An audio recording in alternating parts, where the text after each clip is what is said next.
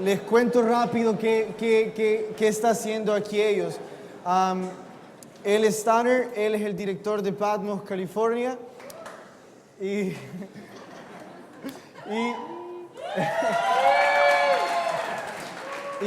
él es Anthony, él nos va a traducir, él es un estudiante de Patmos, California también.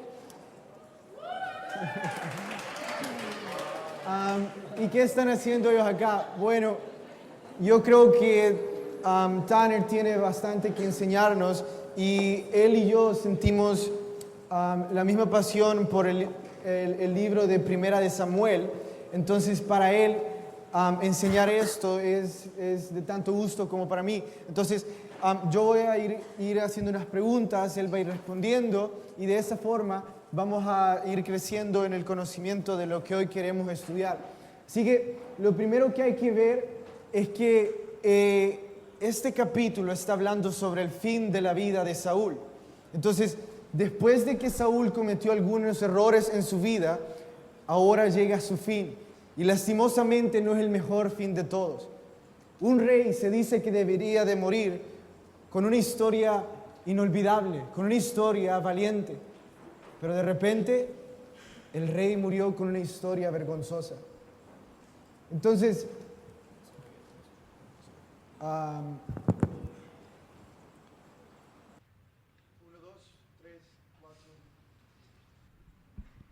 1, 2, 3, 4. ¿Me escuchan mejor ahora? Ok. Entonces, lastimosamente, Saúl murió con una historia vergonzosa. A pesar de ser el primer rey de Israel, fue muy vergonzoso cómo murió.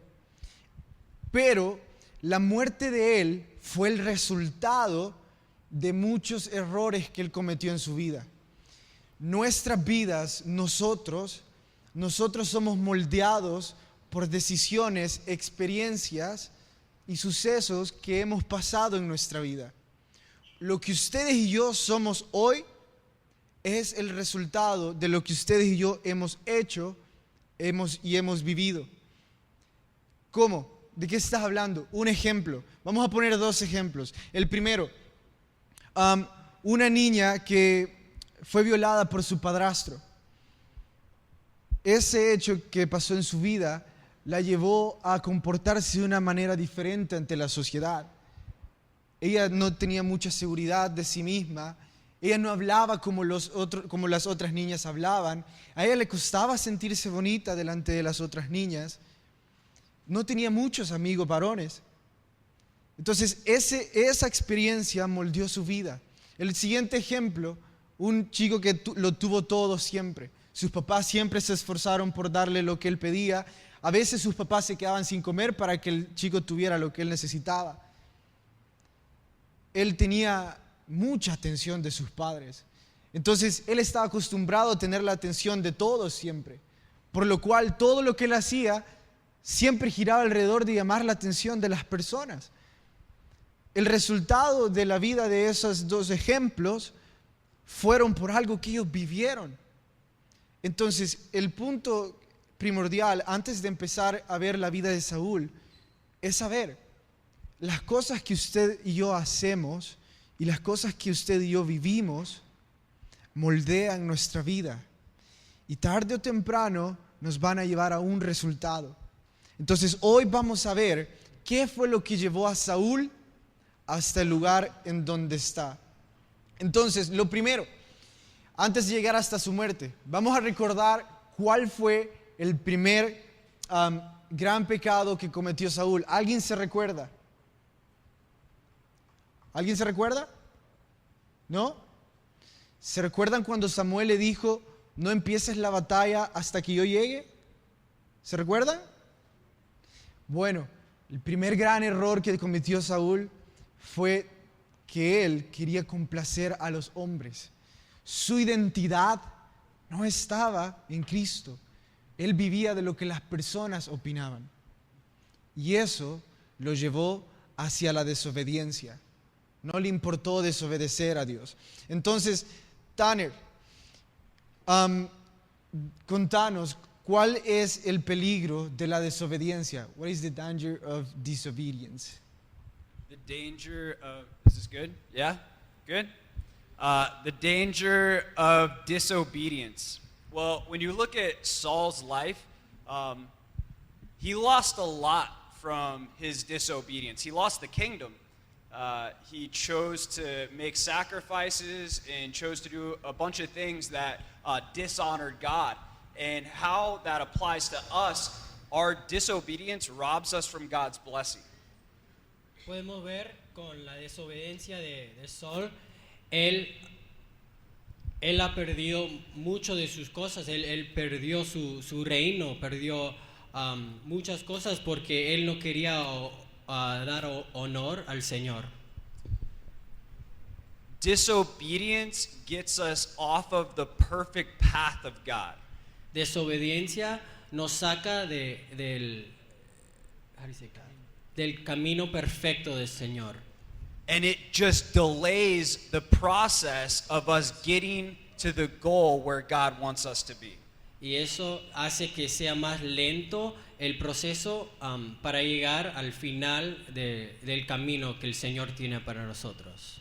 By being disobedient, we're robbing ourselves of God's blessings. Cuando somos desobedientes, nosotros nos robamos de las bendiciones del Señor. Entonces podemos decir que de la desobediencia de Saúl, nosotros podemos aprender que él perdió. Él no solo perdió el reino, sino que él también perdió el gran propósito que Dios tenía. Entonces, si yo quiero aplicar esto a mi vida, lo que Tanner nos está enseñando, es que cuando yo estoy siendo desobediente, yo no solo estoy diciendo que a mí me importa un comino la opinión de Dios, sino que yo estoy perdiendo. Yo estoy perdiendo cosas que Dios tiene preparadas para mí. Yo estoy perdiendo cosas que Dios ya me ha dado. Cuando desobedecemos a nuestros padres, ¿qué es lo que sucede? Perdemos la confianza de ellos. Entonces yo estoy perdiendo. Cuando desobedecemos a nuestros jefes o a nuestros maestros, ¿quiénes son los que se hacen una mala reputación? Sino nosotros. Entonces, lo primero que afectó la vida de Saúl y lo llevó hasta donde él está ahora es la desobediencia. Ahora, lo siguiente que afectó la vida de Saúl fue cómo él empezó a condenarse a sí mismo porque él no tenía la identidad en Cristo. Entonces, él desobedeció porque él quería vivir para otros. Entonces, ahora le preocupaba mucho lo que las personas decían. Entonces, si las personas le decían a Saúl, tú eres malo, él se moría. Si las personas no le daban like a su foto, era el infierno para ellos. De repente, si alguien lo dejaba en visto, no puede ser. Saúl empezó a sufrir eso. Entonces, yo sé que ustedes me van a preguntar, ¿y cómo sé que yo estoy sufriendo eso? ¿Cómo yo sé que yo estoy sufriendo que mi identidad no está en Cristo, que yo me estoy condenando a mí mismo, que lo que las otras personas piensan de mí me afecta mucho? So, how is it like to be self-condemning? Self-condemnation,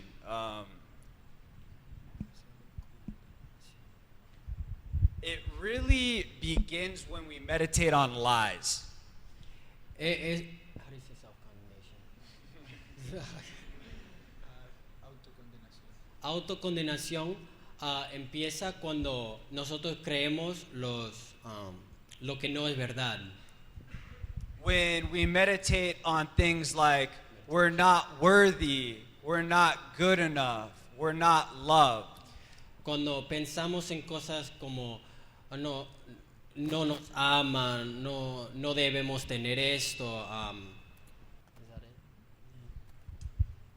When we think about those things and we meditate on those lies, it makes us think that we have no worth and no purpose.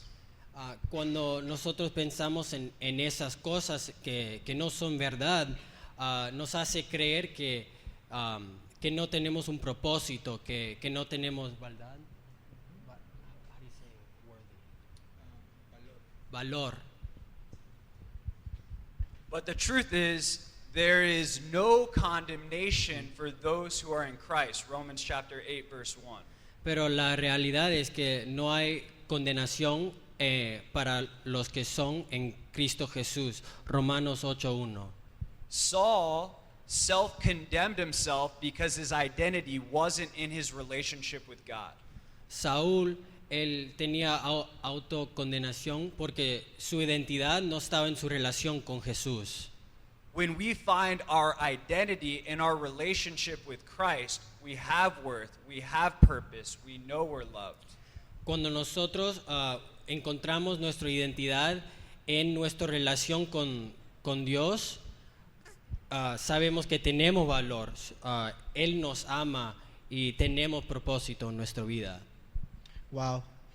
Entonces lo que estamos aprendiendo de esto, lo que yo estoy aprendiendo para mí, es que no sé si ustedes sabían, pero según las estadísticas, la mayor parte de adolescentes o jóvenes sufren más por lo que las personas opinan de ellos, por lo que las personas piensan que ellos son, que por cualquier otra cosa. Este mundo nos ha moldeado a vivir por apariencias, a enseñarnos que quizás nosotros no tenemos valor si nosotros no hacemos cosas. Por eso es que cuando nos invitan a fiestas o nos invitan a discos y nosotros decimos no, nos dicen, no tenés valor, es que a vos ni a la tienda te dejan salir. Y de repente nos empiezan a desvalorar, ya no nos toman en cuenta en los grupos de amigos, nosotros nos sentimos solos. Empezamos a vivir bastante de lo que las personas dicen. Y esto es lo que Saúl estaba sufriendo. Estaba sufriendo bastante de lo que las personas dicen. Entonces, si yo quiero aplicar lo que Tanner dijo hoy, él dijo que no hay condenación en Cristo y que cuando nosotros nos sentimos así es porque estamos escuchando mentiras. Es una mentira que nosotros no valemos. Es una mentira lo que el mundo nos ha juzgado, cómo el mundo nos ha clasificado. Es una mentira y hay que verlo como una mentira. El valor de nosotros no está en los likes que tenemos. El valor de nosotros está en cuanto Jesús nos ama. Y es lo que dijo Tanner. Entonces eso lo llevó a Saúl a seguir cometiendo más errores y más errores. Pero esos dos son los que sobresalieron en la vida de Saúl: la desobediencia y el vivir de la opinión de otros. Ahora bien, ¿a qué le llevó como resultado? ¿Cómo acabó la vida de Saúl después de tomar esas decisiones? Después de experimentar eso. Bueno, ustedes díganme, ¿a qué lo llevó? ¿Cómo terminó la vida de Saúl? Alguien resúmame en una frase o alguien cuénteme en su perspectiva cómo terminó la vida de Saúl. No me vayan a decir, pues muerto. Sí, ya sabemos que es muerto. Pero díganme, con vergüenza, cuéntenme, ¿cómo terminó la vida de Saúl? ¿Allá la mano? En suicidio. ¿Y por qué una persona se suicidaría? ¿Por qué? Se decepcionó. Por cobarde.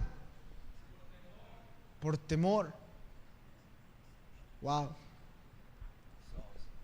Entonces, el resultado de la desobediencia, del vivir de la opinión de otros, nos va a llevar a vivir mucho tiempo en decepción, a vivir mucho tiempo deprimidos.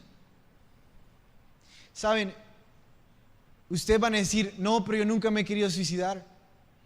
Hay sinónimos de suicidio. ¿Saben cuál es un sinónimo de suicidio? Alcoholizarse. ¿Por qué? Bueno, pues porque ¿qué hace el cuerpo cuando uno se alcoholiza? Pierde la razón, se comporta como nunca. Y fumar también entra ahí. ¿Que acaso no han visto los pulmones de las personas que fuman? Dejarse manipular por el chico o la chica que les gusta. eso también entra. ¿Por qué? Porque ya no hay deseo en ustedes de seguir luchando. Entonces, Tanner,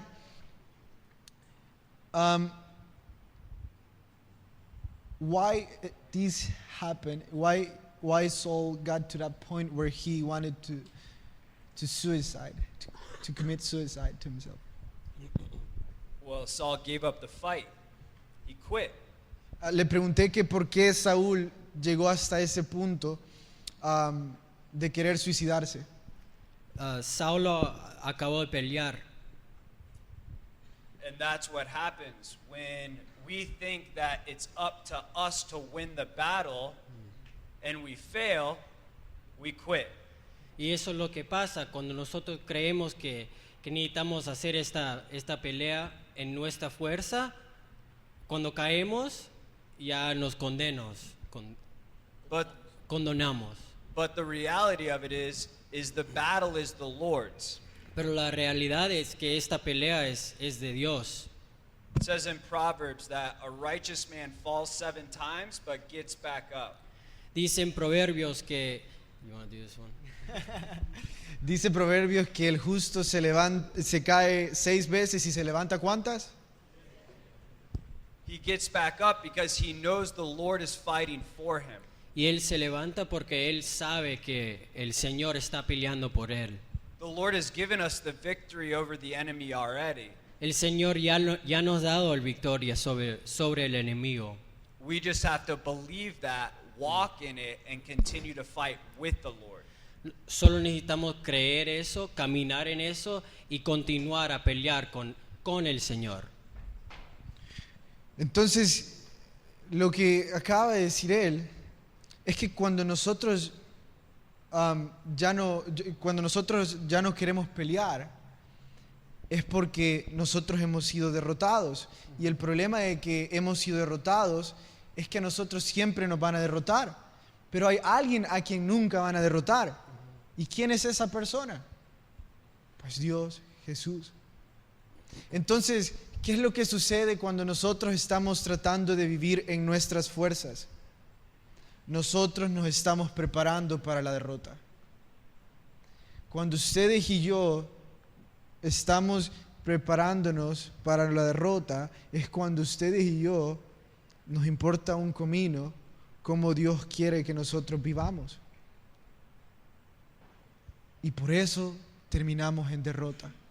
Y por eso el gran primer rey de Israel terminó en ser un suicida.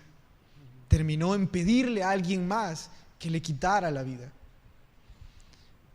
Se dice que la manera que un rey debería de acabar con su vida es luchando hasta el último minuto por cada una de las vidas del pueblo. Saúl sabía que había personas vivas. Saúl sabía que había un pueblo que defender. Los estudiosos dicen que Saúl tenía atravesado una flecha en la pierna o en la parte de atrás de la espalda. Hay muchas traducciones que apuntan a eso. Entonces, sí, es cierto, Saúl estaba gravemente herido, pero él tenía su escudero con él. Su escudero pudo haberle ayudado hasta llegar a un fuerte donde él podía seguir luchando. Pero ¿saben qué sucedió? Él ya no tuvo más fuerzas para luchar. Porque él nunca dejó que Dios luchara por él. Y es lo que va a seguir sucediendo en nuestras vidas. Ustedes ya experimentaron derrotas. Aquí ya vemos personas de 15 años para arriba. Por supuesto, ustedes ya experimentaron derrotas. Ya experimentaron qué es sentir que van a aplazar el año y ver a sus padres llorar por ustedes. Ya experimentaron qué es que la pareja les deje o los engañe. Ya experimentaron qué es no tener trabajo o qué es ser echado de un trabajo. Ya enfrentaron muchas derrotas.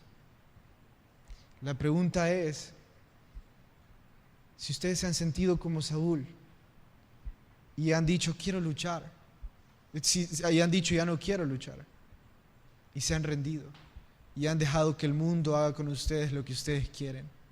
Y han dejado que el mundo los moldee. Han dejado que el mundo los haga como el mundo quiere que ustedes sean. Su identidad no en Cristo, mi identidad no en Cristo, sino que en lo que el mundo dice que soy. Porque ya no puedo seguir luchando.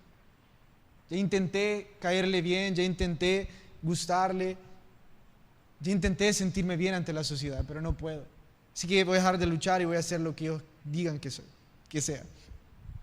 Si termináramos hasta aquí, yo creo que hemos aprendido bastantes cosas de lo que Tanner nos ha compartido. Pero ¿saben algo? Hemos hablado bastantes cosas malas. Hay que empezar a ver también lo bueno de la historia. Y lo bueno de la historia nos lo enseña David, la vida que David llevó. Y es que David fue llamado un hombre conforme al corazón de Dios. ¿Pero por qué? Ese fue el resultado. La Biblia llama el resultado que David llevó, de la vida que David llevó, lo llama un hombre conforme al corazón de Dios. Entonces, ¿qué fue las decisiones que él tomó? ¿Cuáles fueron las experiencias que él vivió que lo llevaron a vivir como el hombre que tenía el corazón conforme al corazón de Dios? Bueno, lo primero, una de las cosas que más destacaron fue que él obedeció hasta el final. ¿Saben algo? Él tenía la espada en su mano y tenía al rey Saúl enfrente en una cueva donde la cueva estaba llena de sus soldados, y si Saúl decía mátenlo, si David decía mátenlo, Saúl iba a tener 300 hombres alrededor de él con espadas listos para asesinarlo. Y con mucha razón. Saúl había hecho que David sufriera. David era un miserable por la vida de Saúl. Porque Saúl todavía respiraba, David era un miserable. Pero en ese momento David recordó algo. David recordó el mandamiento que dice: no matarás. Y lejos de él querer matarlo, le dijo a uno de sus soldados: ay de aquel que le quite la vida al ungido de Jehová. Él obedeció aún en esa locura. Él obedeció hasta el final. Tanner, ¿cómo nosotros podemos obedecer en momentos difíciles? Porque a veces es difícil obedecer, más cuando somos jóvenes. Entonces, how can we obey even in the midst of the craziness? Because we are young people and we have a lot of problem being obedient. Well, it first starts with recognizing that God is going to ask us to do some crazy things. Primero empieza que cuando Dios nos va a llamar a hacer cosas ridículos. But it's really about learning how to obey when we don't understand. Pero es a obedecer cuando no sabemos todo. The way we do that is by trusting God and understanding that He sees things that we don't see and He knows things that we don't know. Y hacemos esto cuando tenemos confianza en Él y sabiendo que Él ve cosas que no podemos ver y Él sabe cosas que no sabemos. And not only that, but He loves us and He has our best interest at heart. Y también que Él nos ama y tiene nuestros mejores intereses en mente. He asks us to walk in obedience because He wants the best for us. Él nos pide a caminar en obediencia porque Él quiere el mejor para nosotros. Our obedience can't be contingent or dependent upon our understanding. Nuestra obediencia no puede depender Upon our understanding. en lo que sabemos. Patmos should understand this well. Vamos, debe saber todo esto muy bien. Asked to do a lot of things you don't understand. Te pedimos hacer cosas que de verdad no sabes por qué. But God proves Himself faithful every time, right? Pero Dios Dios se muestra fiel cada vez, ¿no? ¿No? Wow, realmente no lo había visto de esa forma. Y la obediencia no depende de nuestro entendimiento sobre las cosas. Entonces, ¿qué me dice mi entendimiento? ¿Qué me dice mi entendimiento si obedezco a una locura? Si obedezco a mis padres, si obedezco a mi jefe, si obedezco las leyes. Me dice que quizás me va a ir mal, que quizás las personas me van a avergonzar. Pero lo que yo entendí de lo que Tanner dijo es que Dios tiene toda la imagen de nuestra vida. Dios tiene todo el panorama de nuestra vida. Y nosotros solo podemos ver una pequeña porción. Entonces a veces Dios nos pide que le obedezcamos porque Él sabe que más adelante eso nos va a beneficiar. Veámoslo así, veámoslo con nuestras palabras. Dios tiene la foto panorámica de nuestra vida y nosotros tenemos la selfie. Entonces, nosotros de repente creemos que obedecer parece una locura o obedecer no me va a satisfacer o no me va a gustar porque nosotros solo podemos ver esa selfie.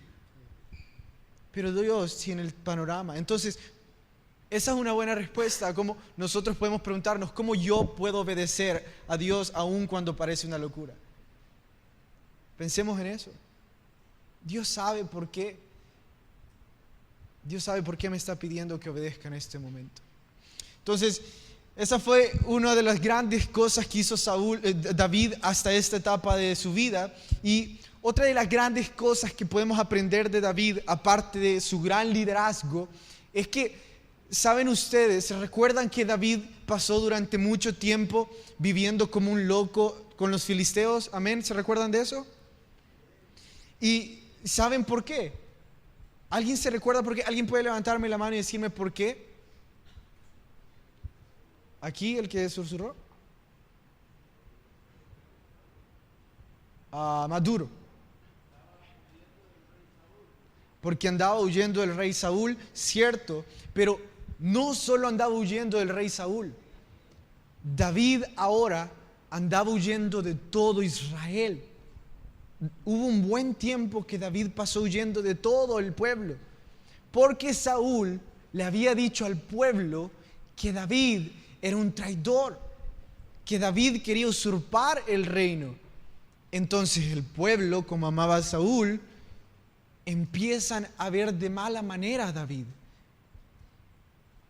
Lo voy a decir ahora con las palabras mejores salvadoreños para que lo entendamos.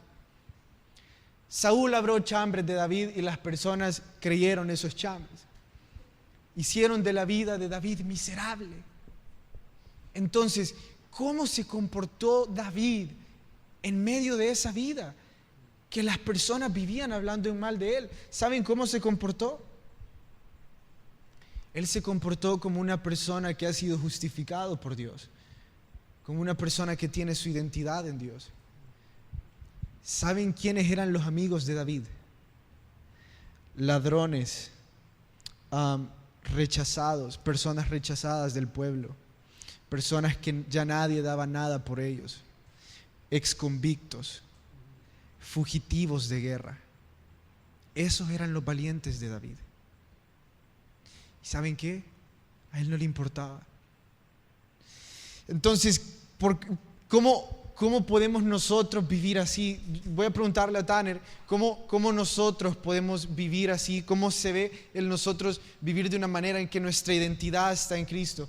How does it look like to have our identity in Christ? Well, that's obviously where David's identity was. His identity was in God. Podemos ver que la identidad de David estaba en Dios.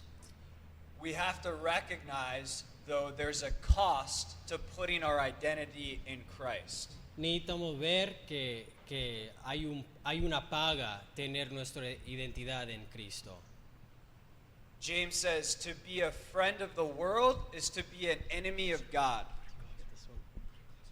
how do you say James? Santiago dice que ser un amigo del mundo es ser un enemigo de Dios. So, to be a friend of God is to be an enemy of the world. Entonces, ser un amigo de Dios es ser un enemigo del mundo. It's the difference between seeking to please man versus seeking to please God. Es la diferencia a ir a how do you say please? A ir a complacer a los hombres o complacer a Dios. We have to recognize when we put our identity in Christ and we seek to please God, we might lose friends.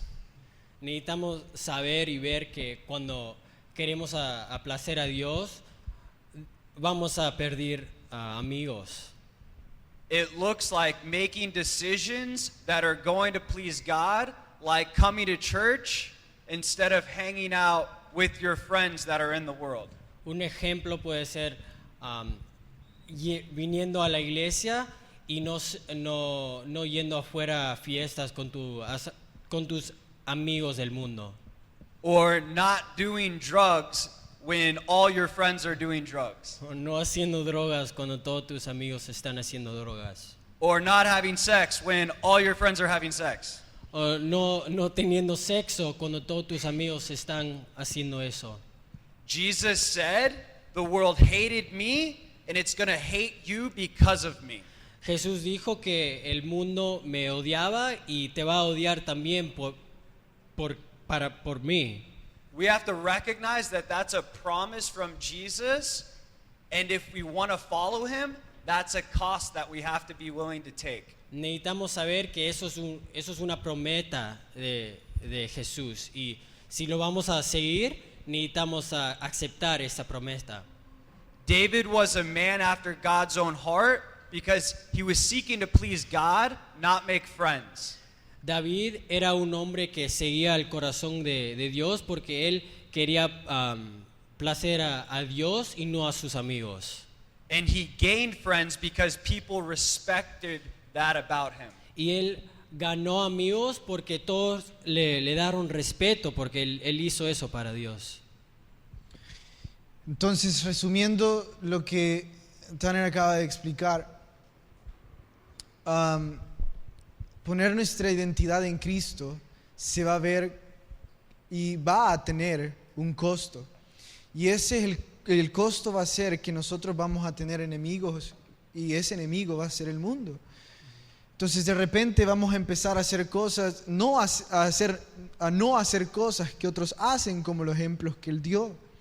Entonces, si yo quiero aplicar esto a mi vida hoy, si yo quiero empezar a vivir esto hoy, yo tengo que preguntarme, ¿qué cosas estoy haciendo para complacer a otros, para sentirme aceptado por otros? Va desde las cosas tan simples hasta algo tan grande.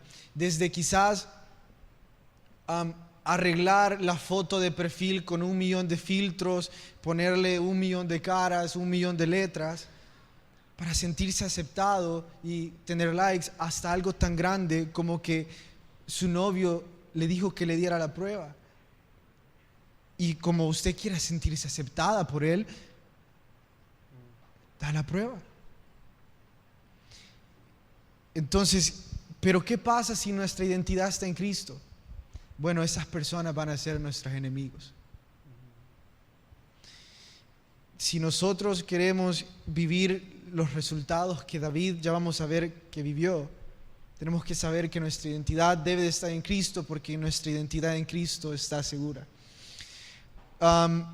Lo último que nosotros encontramos de David es la historia cuando su familia es raptada por los amalecitas. ¿Se recuerdan eso? Amén. Entonces nadie quería luchar, todos estaban cansados y todos estaban culpando a David y le estaban diciendo: David, por tu culpa estamos acá, te vamos a apedrear, es imposible. Y todos estaban deprimidos, todos estaban como Saúl está ahorita. Pero David esperó en Dios y luchó aun cuando nadie quiso luchar. Cuando todas las personas a su alrededor habían perdido el deseo de vivir, cuando todas las personas a su alrededor parecían mediocres, parecían no tener ningún motivo de su vida, parecían ser atacadas por el enemigo y ser destruidas por el enemigo, en ese momento David tuvo fuerzas para luchar y salió adelante. Entonces, la pregunta es, ¿cómo podemos obtener ese tipo de fuerza? David fought even when no one fought. So how can we get that kind of strength?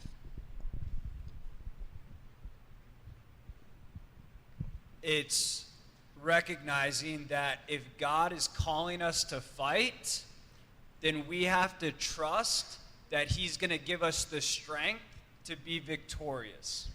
Es saber si Dios nos ha llamado a pelear, tener confianza que Él nos va a dar la fuerza a pelear. David wasn't a great warrior just because of his skills. David no era un buen peleador solo porque él sabía hacerlo. David was a great warrior because God was fighting for him. David era un buen peleador porque el Señor estaba peleando por él. So you remember when David killed Goliath, right? ¿Y recuerdas cuando David ha matado a Goliat? It wasn't necessarily the stone or the sword that killed Goliath. No era la piedra o la espada que le mató. It was God's favor on David's life. Era que Dios tenía favor en la vida de David. Nobody else wanted to fight Goliath.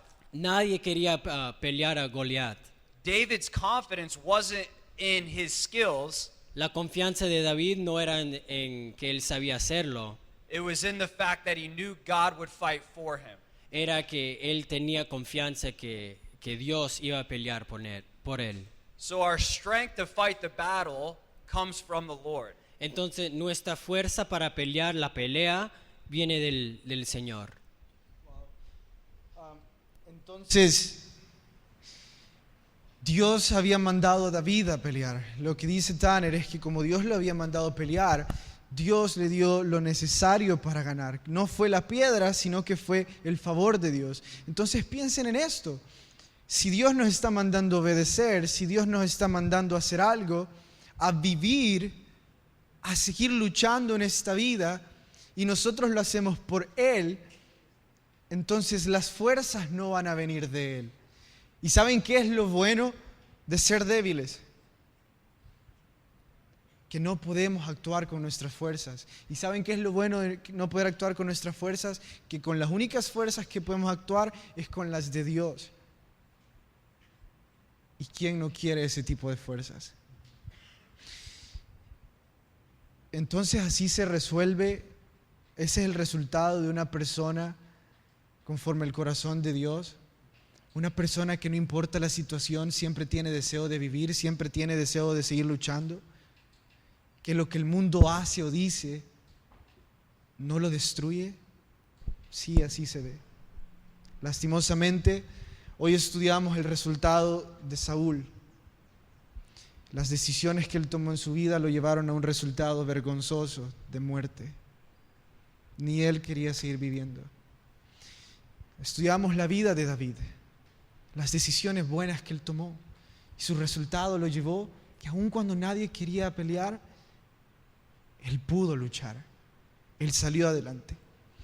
Por último, ya concluyendo, a través de todo el libro de primer libro de Samuel, yo me he preguntado cuáles son todas las cosas que lo llevaron a David a tener el corazón conforme al de Dios. Y esto es lo que aprendí, además de muchas cosas. ¿Saben qué hizo David cuando murió Saúl? ¿Saben qué hizo? David lloró como nunca. Ayunó, no comió nada. Estaba tan triste. Y yo le voy a preguntar a Saúl, pero Saúl, ¿por qué estabas triste de que el hombre que te hace miserable la vida, que te ha hecho sufrir tanto, está muerto? Deberías de estar alegre. ¿Por qué ahora estás llorando? porque así es como Dios nos ama. ¿Saben a la historia de quién se parece eso? A la historia de Jesús. ¿Saben quiénes pusimos a Jesús en una cruz? Nosotros. En medio de la desobediencia, en medio de nuestro pecado, en medio de nuestro deseo de no seguirlo, Él nos ama. Y Él quiere que experimentemos qué es sentirse valorado por Él. No va a estar feliz porque ustedes y yo perdamos. Él va a sufrir. Así, ese tipo de amor es lo que ustedes y yo podemos conocer el día que ustedes y yo aceptemos a Cristo. El día que ustedes y yo nos bauticemos. El día que usted y yo empezamos a servir. El día que usted y yo vengamos no a anotarnos, sino que a escuchar la Biblia. El día que usted y yo amemos a otros más que nosotros mismos. Así que es la decisión de cada uno de nosotros en qué queremos que resulte nuestra vida. ¿Cómo va a terminar nuestra vida? ¿Como la de Saúl, vergonzosa y miserable? ¿O como la de David, luchando hasta el final, sin que nada ni nadie nos derribe?